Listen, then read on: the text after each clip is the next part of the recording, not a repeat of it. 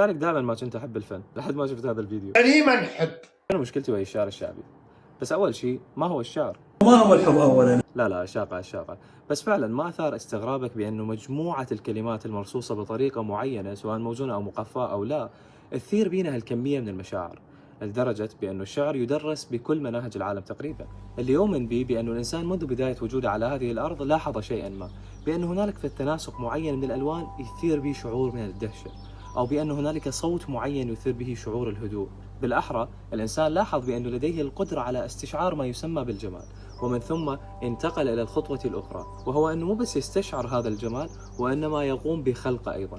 لذلك نلاحظ بحضارات البشرية المختلفة بأن هنالك كمية رهيبة من الفنون، منذ صناعة الأقنعة إلى نحت التماثيل إلى اختراع آلات موسيقية مختلفة. وفعلا علاقة الإنسان بالفن دائما ما تثير إعجابي، سواء علاقة الاستشعار والتلذذ أو علاقة الخلق والإبداع. سؤال أنه ليش الإنسان بده يسوي هيك؟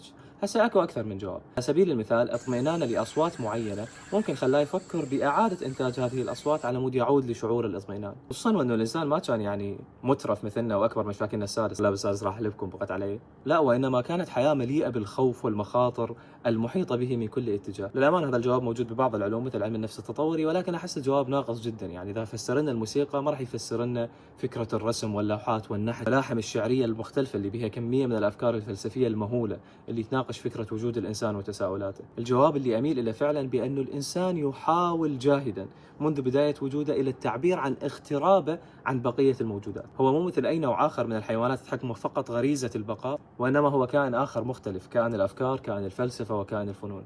لذلك دائما ما كنت أحب الفن لحد ما شفت هذا الفيديو. يعني ما نحب. بشر ما يسوى طاسة تحب. بمحطات القطار ارتاح إذا ما بيها واحد يقعد تغنتب واللي يكذب ترغب الناس، واحنا المشكلة ما نعرف نكذب. زين بس كافي خوف من المجتمع. أنا بهاي الحركة مال علي الجنوبي يعني تكيفني، تسوي لي مزاج. راح ندخل بصلب الموضوع الأساسي. شنو مشكلتي ويا الشعر الشعبي العراقي؟ أنا ما عندي مشكلة ويا بعض الشعراء الفصيح. على سبيل المثال شايفين هذا الفيديو مع عبد الرزاق عبد الواحد لما يتحدى المتنبي؟ لا انا حتى اتناطح ويا المتنبي اقول له انت ما كتبت الحر الرياحي. انه ماذا سيرد عليك لو كان وجها لوجه؟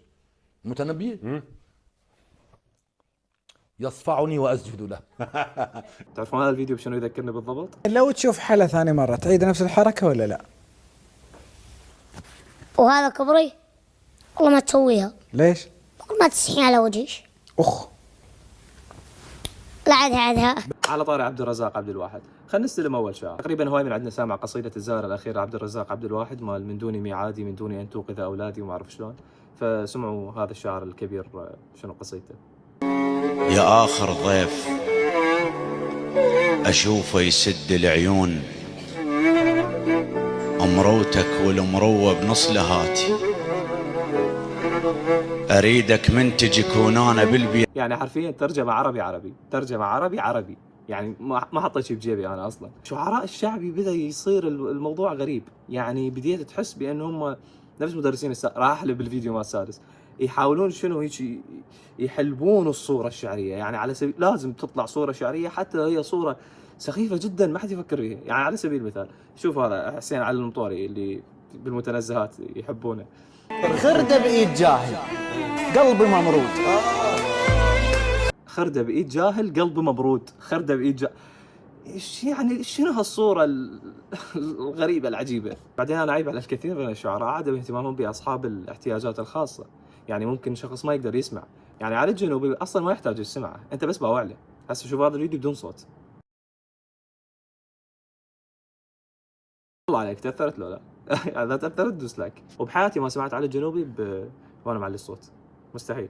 أنا بس أباوع له هيك استمتع بسوي الحركة. المشكلة لأنه تلقى أكو فئة عمرية معينة اللي هم مواليد السبعينات اللي هسه صاروا جيل أبهاتنا وأمهاتنا، وأكو فئة المراهقين هو بس دول يسمون شعر شعبي وينزلون حالات بالواتساب وينزلون ستوريات، هم تقريبا بس دولة.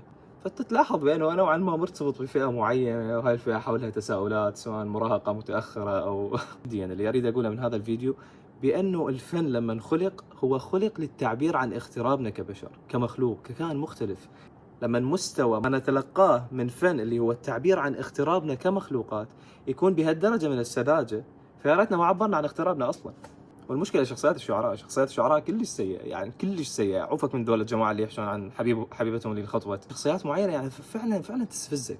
استغفر الله ان شاء الله ما اتهاجم. بس على سبيل المثال جابر الكاظمي واحد من اكثر الشخصيات اللي تستفزني، نرجسي بطريقه غريبه. من المرات صارت عنده مشكله ويا واحد ملا جليل ما اعرف منه، فكان بالبرنامج سالوه عن هذا الموقف، فكان المفروض يوضح الموقف بس لا اكثر ولا اقل، فسمعوا توضيح على الموقف. لا مستحيل، مو هذا ما اللي اسويه. بعدين هو الجليل صاحب قصيده احنا انصار العقيده، يعني احنا كنا اثنين بالعشرينات عمرنا وقرأ قصيده احنا انصار العقيده، يخابر حسين شوبين الله يرحمه الدكتور، يخابر السيد علي العلوي رجل علامه، يقول له منو جابر الكاظمي؟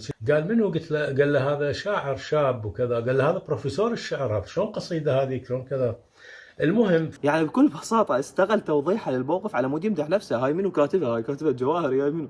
كميه انتفاخ عجيبه. ويعني خصوصا جابر، لان جابر اصلا جاي يتعامل ويا المفروض مثلا قضيه الحسين او كذا، فالمفروض هي قضيه الانا شويه تخف بها، لان انت جاي تكتب لي كيان مقدس عندك كمسلم، فانه الانا تكون عاليه لهالدرجه، يعني هذا شيء كلش غريب. جابر الكاظمي مو بس هذا الموقف، يعني شوفوا هواي مواقف يستغل اي موقف على مود يمدح نفسه انه هو الشاعر الكبير العملاق، ويعني هذا فد شيء ما ادري، يعني جدا يستفزني.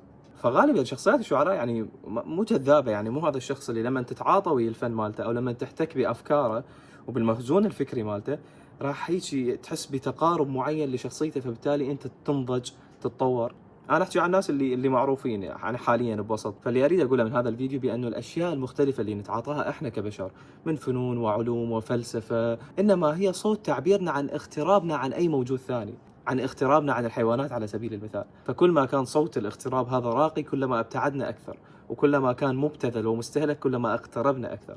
يعني بكل بساطه انت صلاه السادسه، وويل للذين هم عن صلاتهم ساهون. شكرا.